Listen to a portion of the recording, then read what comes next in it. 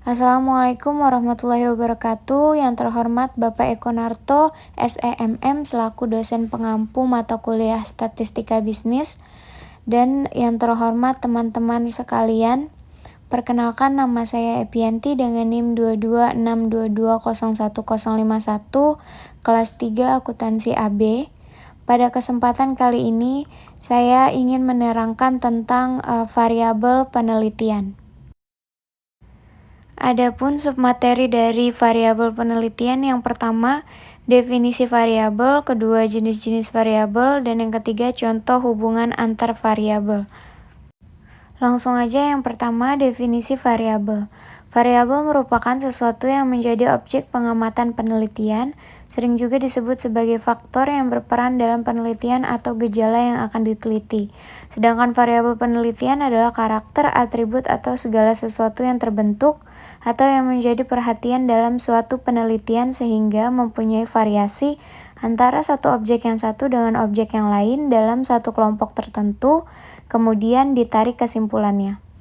Yang kedua ada jenis variabel. Jenis-jenis variabel dibagi menjadi 5, yaitu yang A, variabel terikat. Variabel terikat adalah variabel respon atau output. Variabel terikat atau depend adalah variabel yang dipengaruhi atau yang menjadi akibat karena adanya variabel bebas.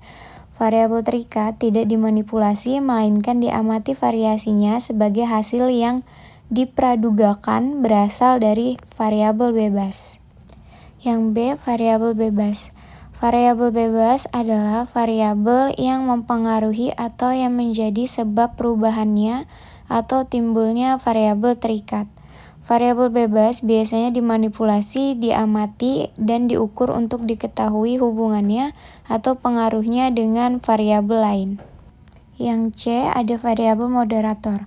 Variabel moderator adalah faktor yang diukur, dimanipulasi, atau dipilih peneliti untuk mengungkap apakah faktor tersebut mengubah hubungan antara variabel bebas dan variabel terikat. Yang D, ada variabel kontrol.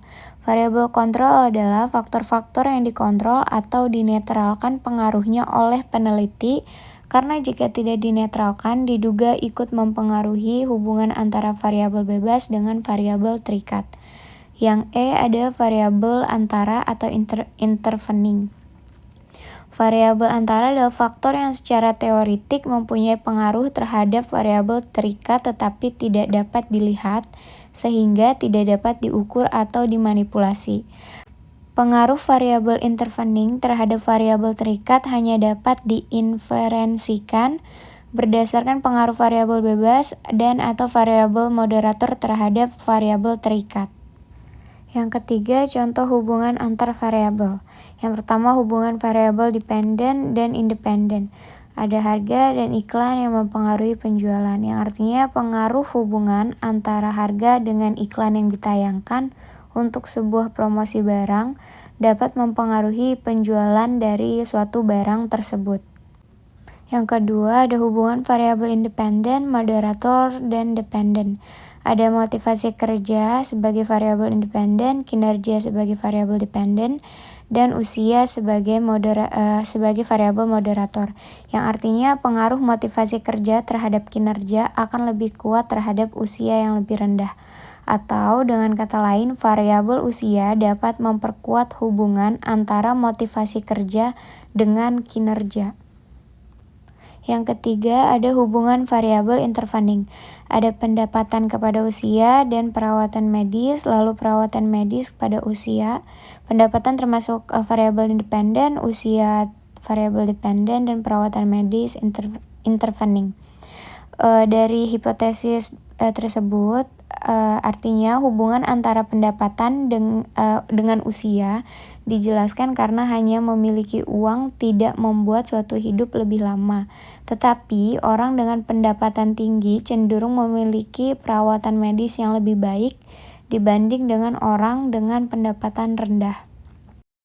Yang keempat, ada hubungan variabel kontrol. Ada ukuran fisik kepada kematangan sosial dan jenis kelamin kepada kematangan sosial.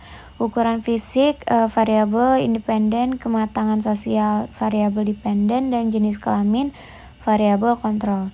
Dari hipotesis tersebut, dapat disimpulkan bahwa di antara anak laki-laki ada korelasi antara ukuran fisik dan kematangan sosial, sedangkan untuk perempuan di kelompok usia yang sama tidak ada korelasi antara variabel tersebut. Dari hipotesis tersebut, jenis kelamin merupakan variabel kontrol. Baiklah, sekian penjabaran yang dapat saya sampaikan. Kurang lebihnya mohon maaf. Terima kasih atas perhatiannya. Wassalamualaikum warahmatullahi wabarakatuh. Bye-bye.